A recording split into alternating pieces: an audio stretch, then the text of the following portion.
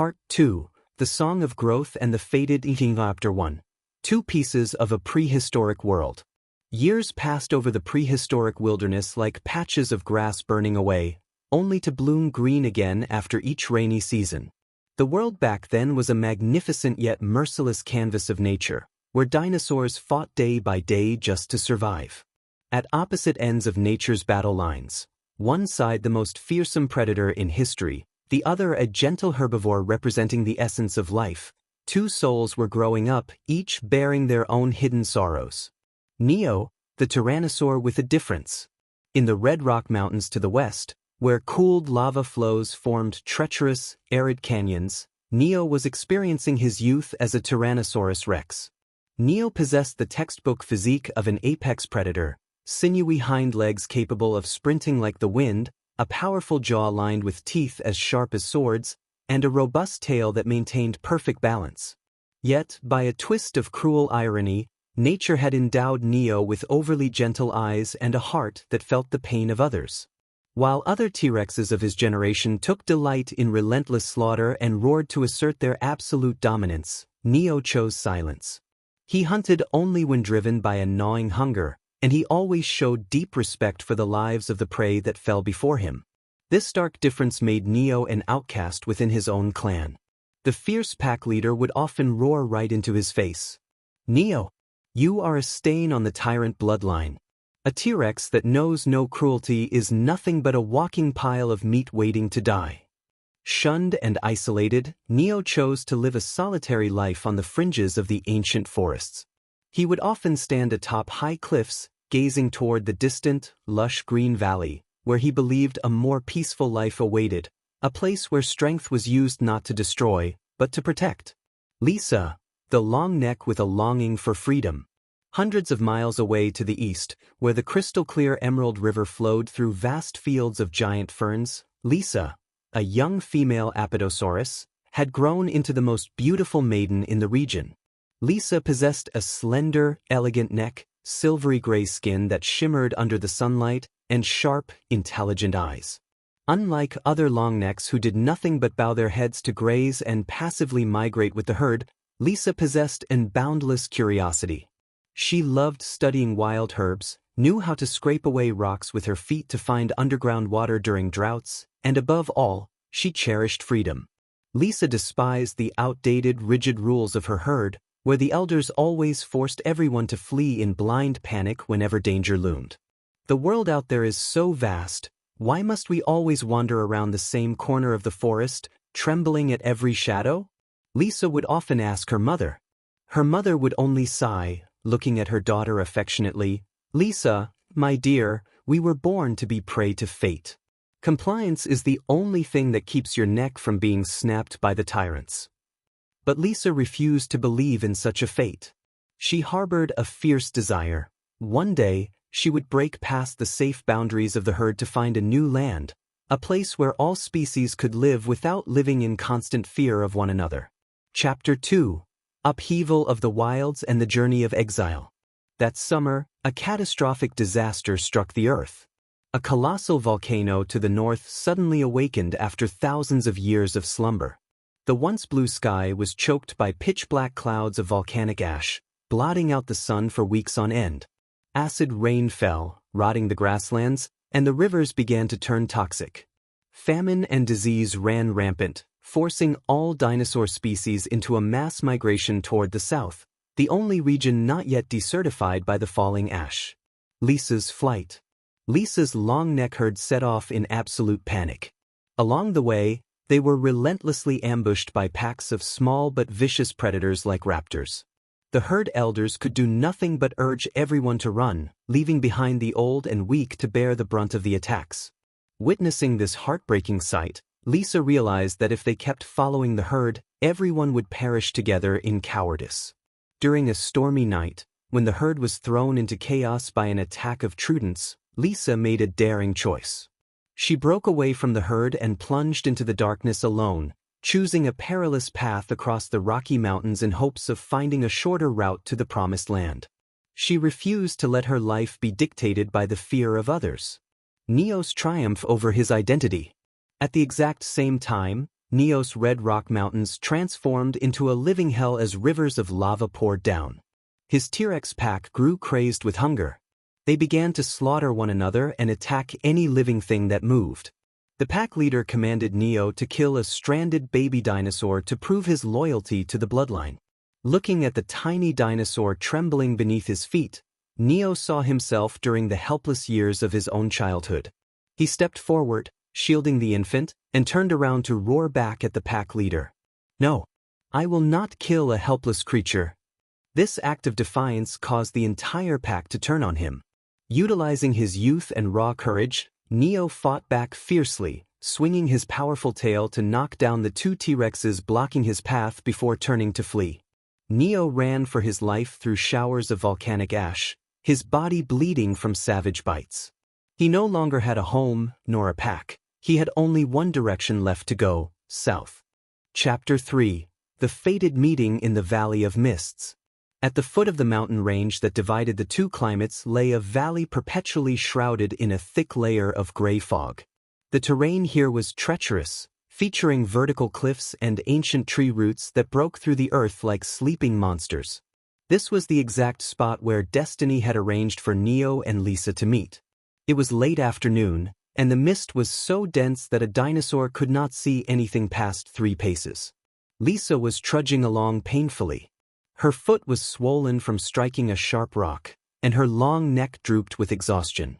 Suddenly, her highly sensitive nostrils caught a terrifying scent, the smell of fresh blood mixed with the distinct, musk odor of a massive predator. Her herbivore instincts screamed at her to run, but her exhausted body refused to cooperate. She backed up until her spine pressed against a narrow cliffside, her eyes straining into the gloom. Out from the gray shroud of mist, a titanic silhouette slowly materialized. It was Neo. His massive body was covered in fresh scars, his breath came in heavy pants, and his jaws were caked with mud. Upon spotting Lisa, Neo's T-Rex reflexes took over. He dropped his weight low, letting out a deep, guttural growl from his throat as a warning. Lisa closed her eyes, her heart hammering so hard against her ribs it felt as though it might burst. She thought, "This is it. I ran away from the herd only to end up as a snack for a tyrant in this forgotten corner." But 1 second, 2 seconds, then an entire minute ticked by, and the fatal bite never came. Lisa opened her eyes a crack. To her utter astonishment, the colossal T-Rex had not lunged at her. Instead, he was staring at her with an expression that looked exhausted and even a little bewildered. Seeing the trembling long neck, Neo recognized the sheer terror in her eyes. He remembered why he had abandoned his pack. He did not want to be a destroyer anymore. Neo slowly straightened his posture and took 3 deliberate steps backward, a gesture of non-aggression that predatory species rarely, if ever, showed. He turned his head away, letting out a soft sigh that temporarily cleared a patch of fog before him. Lisa blinked, unable to believe her own eyes. A T-Rex that willingly backed away from prey? The innate curiosity within her flared up, completely overriding her fear. "You aren't going to eat me?" Lisa spoke, her voice clear and melodic, though still laced with a slight tremor that echoed through the quiet valley. Neo turned his head back, gazing at the long neck for a long moment before answering in a deep, booming voice that sounded like thunder rolling behind a mountain. "I am hungry, but I do not eat friends who have eyes as beautiful as yours. Besides, I am thoroughly tired of killing." Those were the first words they ever exchanged. In the wild, peril-filled expanse of the prehistoric era, an extraordinary and impossible friendship was sparked between 2 stubborn outcasts. Chapter 4: Companions Through Hardship. Trust did not develop overnight. For the first 2 days, they maintained a safe distance from one another. Lisa walked ahead, guiding the way with her sharp intelligence and acute hearing, while Neo followed behind, his steps heavy but steady, acting as a silent guardian. However, the Valley of Mists would not let them pass unchallenged. The quicksand crisis. On the 3rd day, while crossing an area that appeared to be a lush meadow, Lisa inadvertently stepped into a hidden patch of quicksand. The immense weight of an Apatosaurus caused her to sink rapidly. The thick mud swallowed her belly, then rose to her chest. Lisa thrashed in panic, but the more she struggled, the deeper she sank. "Neo! Help me!" Lisa cried out in despair. Any ordinary T-Rex would have stood by to watch or seized the opportunity for an effortless meal. But not Neo. He dashed forward without a single shred of hesitation. Thanks to his robust hind legs that gripped the terrain well, Neo positioned himself on a large boulder nearby. He leaned down, attempting to use his small but muscular forearms to reach Lisa's neck, but the distance was too great. "Lisa, stop struggling. Try to float," Neo shouted. He scanned their surroundings and spotted a massive ancient log that had been uprooted by a previous storm. Driven by an extraordinary strength fueled by sheer panic, Neo clamped his powerful jaws tightly around the log, dragged it over with all his might, and shoved it toward Lisa. "Hold on to it." Lisa wrapped her long neck tightly around the timber. On the boulder above, Neo dug his feet firmly into the stone, leaned his entire body backward, and utilized his massive T-Rex body weight and immense neck muscles to haul the log back. The tendons across his body popped audibly beneath his thick hide. After a fierce, grueling struggle, Neo successfully hoisted Lisa out of the deadly mire. Lisa collapsed onto the dry ground, her entire body caked in black mud as she gasped for air. Neo was equally exhausted. He slumped down right beside her, his jaws bleeding slightly from gripping the heavy log. Lisa looked at Neo, a profound emotion swelling within her heart.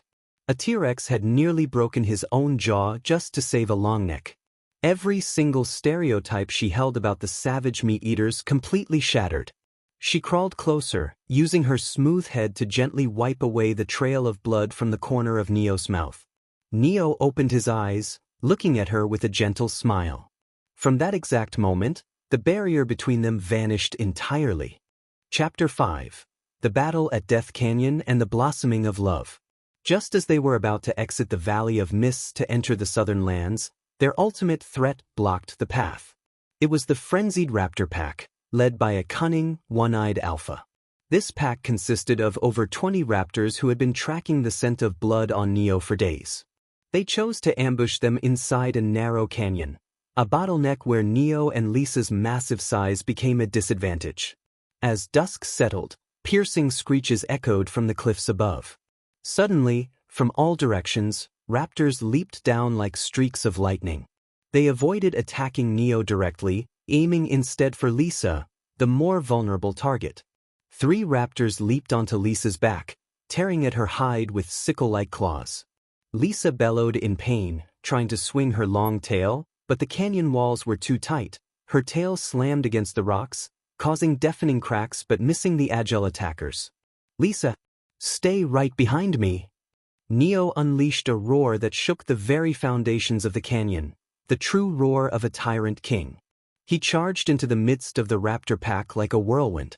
Neo snapped his colossal jaws, crushing a raptor that was about to spring at Lisa's throat. Twisting his body, he swung his powerful tail, smashing 3 more against the stone walls.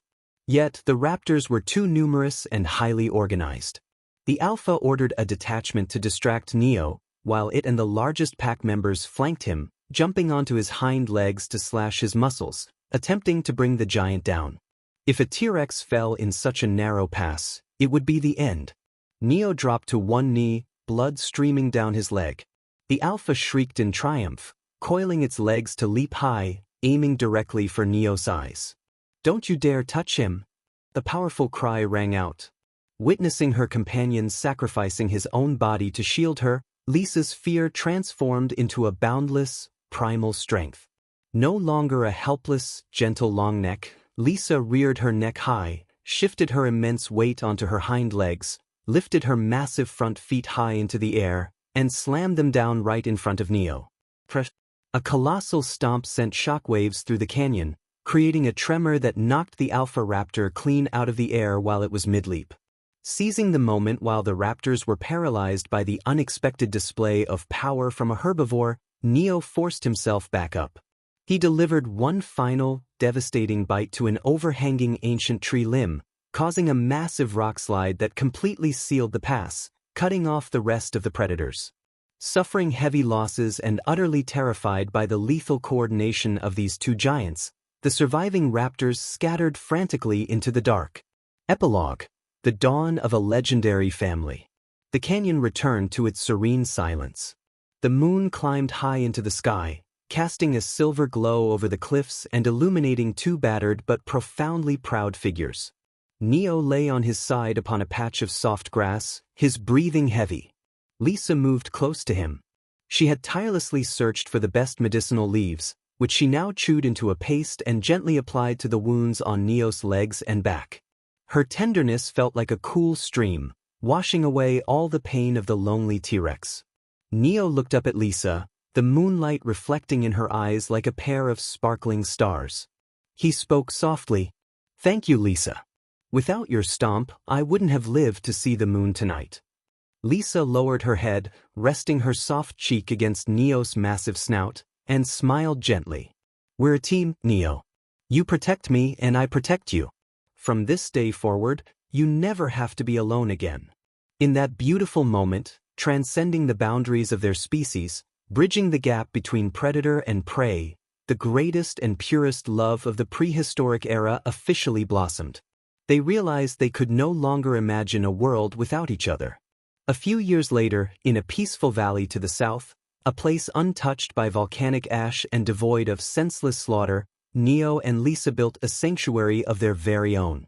And it was within that happy valley, on a warm spring morning, that a tiny crack echoed. A dinosaur egg adorned with unique, wondrous patterns began to split open. From within the shell, a mischievous baby dinosaur poked his head out, letting out his very first chirp to greet the world.